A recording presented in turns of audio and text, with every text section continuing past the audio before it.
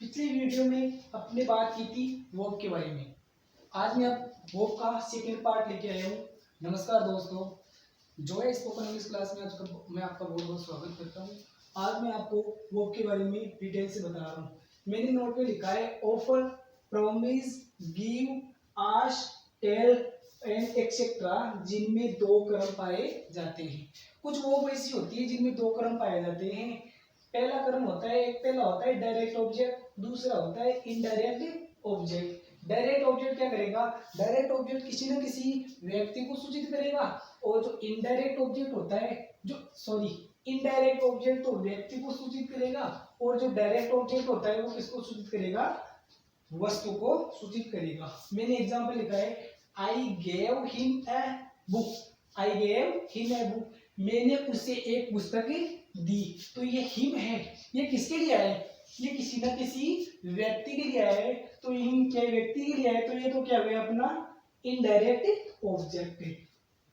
और अपना a book क्या है? किसी न किसी वस्तु, कोई ना कोई वस्तु के लिए है। ए बुक कोई एक वस्तु है, तो ए बुक अपना क्या हो गया? डायरेक्ट ऑब्जेक्ट हो गया। दूसरा एग्जांपल लिखा है, she told him a story. उसने उसे एक कहानी बताई। उसने उसे एक कहानी बताई। तो ये हिम क्या है? किसी न किसी व्यक्ति के लिए है। तो जो व्यक्ति के लिए है वो क्या कहलाएगा? Indirect object. व्यक्ति के लिए क्या आएगा?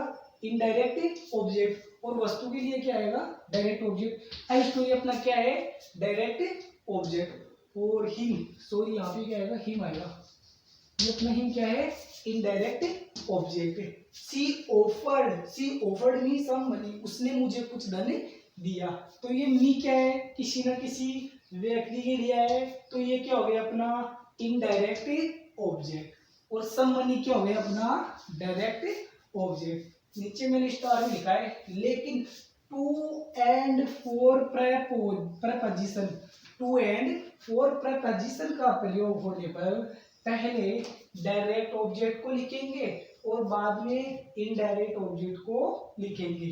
टू एंड फोर प्रपोजिशन का प्रयोग करने पर पहले डायरेक्ट ऑब्जेक्ट को और बाद में इनडायरेक्ट ऑब्जेक्ट को दर्शाते हैं। जैसे कि I gave a book to him. अब टू क्या है? यहाँ पे टू प्रपोजिशन है।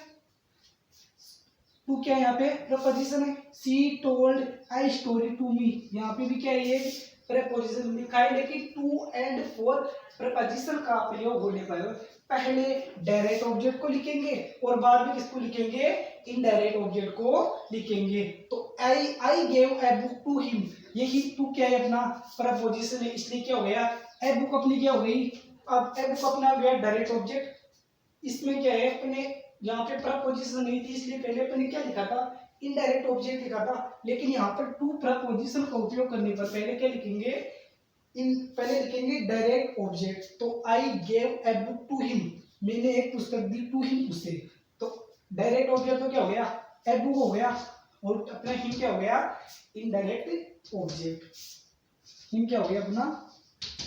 Indirect object. दूसरा एग्जांपल लिखा है, she told a story to me. She told a story to me, उसने मुझे एक कहानी बताई। तो डायरेक्ट ऑब्जेक्ट तो अपना क्या हो गया? ए स्टोरी तो क्या हो गया? अपना डायरेक्ट ऑब्जेक्ट हो गया। और यहाँ पे टू प्रपोजिशन का उपयोग हुआ है, लेकिन यहाँ पे ये क्या हो गया? इनडायरेक्ट ऑब्जेक्ट हो गया। अगर वीडियो पसंद आया हो तो वीडियो को लाइक एंड शेयर और सब्सक्राइब कर देना। कुछ ऐसी ऐसी वो होती है जिनके अंदर कुछ एक ऐसे ऑब्जेक्ट का उपयोग किया जाता है। कुछ वर्ब ऐसी होती हैं, कुछ इंट्रांजिटिव वर्ब ऐसी होती है जिनमें एक ऐसे ऑब्जेक्ट का उपयोग किया जाता है जो वर्ब के समान होता है। जो किसके समान होता है? वर्ब के समान होता है। जैसे फाइट, फाउट, फाइट, ये लगभग वर्ब के समान से नजर आ रहे हैं। तो कुछ इंट्रांजिटिव वर्ब ऐसी होती है जिनमें किसी एक ऐसे ऑब्जेक्ट का उपयोग किया जाता है जो किसके समान होता है?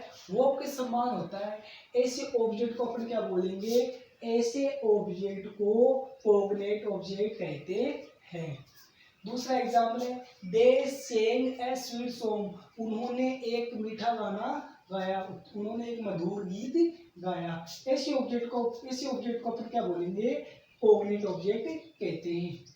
कुछ इंट्रांजिटिव वर्ब ऐसी वर्ब होती है जिनमें किसी एक ऐसे ऑब्जेक्ट का उपयोग किया जाता है जो दिखने में वर्ब के समान होता है। ऐसे ऑब्जेक्ट को क्या बोलेंगे अपन? कॉग्निट ऑब्जेक्ट कहते हैं। दूसरा स्टाइल लिखा है दे ईट ब्रेड। कुछ ट्रांजिटिव वर्ब ऐसी होती है जो इंट्रांजिटिव काम भी करती है। कुछ वर्ब ऐसी होती है जो ट्रांजिटिव भी होती है और इंट्रांजिटिव भी होती है। जिससे कि दे ईट फूड वे क्या करते हैं? ब्रेड खाते हैं। वी ईट टू लिव, हम खाने के लिए जीते हैं, हम जीने के लिए खाते हैं। दे ईट फूड, ये क्या है? अपनी एक ट्रांजिटिव हो गई। कैसे? क्योंकि ईट के बाद में क्या आ रहा है? अपना ऑब्जेक्ट आ रहा है और यहाँ पे कोई ऑब्जेक्ट नहीं है ईट के बाद में, तो क्या ये तो क्या होगी? अपना ट्रांजिटिव वर्ब हो गई। तो ये कौन सी वर्ब हो गई? Intransitive verb. कुछ ट्रांजिटिव वर्ब ऐसी होती है जो इंट्रांजिटिव वर्ब भी होती है। दूसरा एग्जाम्पल लिखा है मैंने, आई ओपन द विंडो, मैंने खिड़की खोली। आई ओपन द विंडो, मैंने खिड़की खोली। द विंडो ओपन, खिड़की खुली। कुछ नोट में लिखा है, कुछ ट्रांजिटिव वर्ब ऐसी होती है, कुछ इंट्रांजिटिव वर्ब ऐसी होती है जो किसी नाउन या फिर ऑब्जेक्ट के बिना अपना अर्थ स्पष्ट नहीं कर पाती है, जिन्हें हम वर्ब्स ऑफ इनकम्प्लीट प्रेडिकेशन कहते हैं। जैसे गर्ल सिम्स, ये क्या है? अपनी एक इंट्रांजिटिव वर्ब है। क्यों? इसके बाद में कोई ऑब्जेक्ट नहीं आ रहा है तो लड़कियां प्रतीत होती है, इसलिए इसको अपन क्या करेंगे? इसका अर्थ स्पष्ट करने के लिए क्या करेंगे? या तो अपन को नाउन की जरूरत पड़ेगी या फिर किसकी जरूरत पड़ेगी? एडजेक्टिव की जरूरत पड़ेगी। क्योंकि अगर नाउन और एडजेक्टिव का उपयोग नहीं करेंगे तो ये वर्ब है जो अपना अर्थ स्पष्ट नहीं कर पाएगी। जैसे कि द गर्ल सिम्स, ये क्या है? इंट्रांजिटिव वर्ब के बाद में कोई नहीं आ रहा है, इसलिए अपना अर्थ स्पष्ट नहीं कर रही है।